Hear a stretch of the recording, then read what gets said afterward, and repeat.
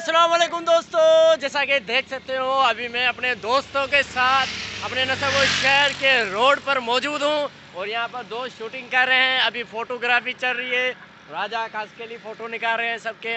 और अभी मैंने कहा कि एक यूट्यूब के लिए व्लॉग बना लूँ छोटा सा और आपको यादगार एक वीडियो भी दिखाऊँ कि अभी हमारे क्या हालत है और क्या कर रहे हैं इस नसबो शहर में।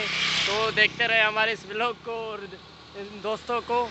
और भाई हमारे चैनल के लिए कुछ बोलो। भाई को लाइक करो, सब्सक्राइब करो और भाई को सपोर्ट करो। क्या मेरे को सिंधी आती नहीं है, घट आती है। मेहरबानी साईं कुर्बान करालन तबीयत सही है। अल्लाह शुक्र, तुम बताओ। अल्हम्दुलिल्लाह अल्हम्दुलिल्लाह।